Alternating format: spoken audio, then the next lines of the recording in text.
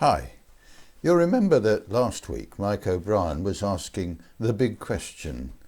Well, I've another question this week, much more local, and it's simply, what is the parish? For as someone who was brought up in Congregational and Presbyterian churches, I've often wondered just how we define the parish. Non-conformist congregations, in my old experience, are more often than not eclectic groups of worshippers, whereas at first glance a parish church congregation is drawn from a defined locality. And we can actually plot the boundaries of our parish on a map. So we might say that the parish and the worshipping congregations are the same people, or at least from the same area, which was the purpose of setting up parishes in the first place.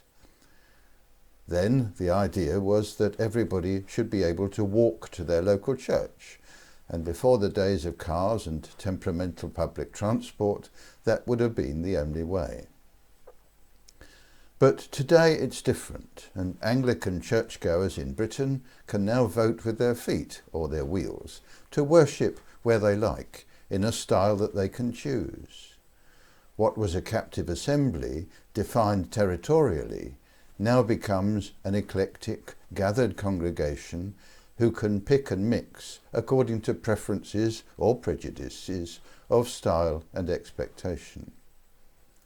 Add to that the increasing shortage of ordained clergy, which is resulting in the amalgamation of parishes into multi-parish benefices, with a consequent effect on the style and character of the resulting new congregations. We should remember that we're lucky at St James to have remained this singular geographic parish whose boundaries have not been altered or eroded, and we're privileged to be served by our two ordained clergy, the Reverends Vicky and Linda. But COVID-19 has brought another fundamental change to the makeup of our parish, which, through the facility of IT, internet and Wi-Fi, has been extended well beyond those boundaries we can see on the map. Many more people are able to virtually share our worship, and in a virtual way we must be prepared to welcome them.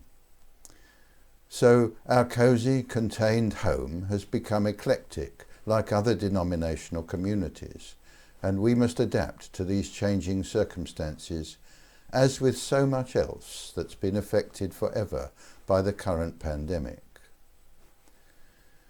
Jesus didn't do parishes, and you'll not find the word anywhere in the Bible, but he was always conscious of the various communities that he visited, concerned to understand their particular traditions and characteristics.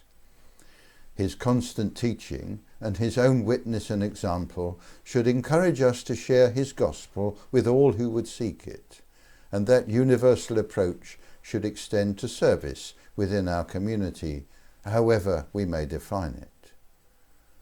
So our challenge over the coming months must be to identify how we can serve others, to identify their particular needs, and be inventive enough to take on board new ways of being parish. This was something that we began in our Vision Day last February before lockdown, and it will be good to pick up that initiative when we can practically do so again. So let's think about our parish this week, what it means to us now, how it might develop, and what we might do to be a dynamic part of it. Till next week, goodbye.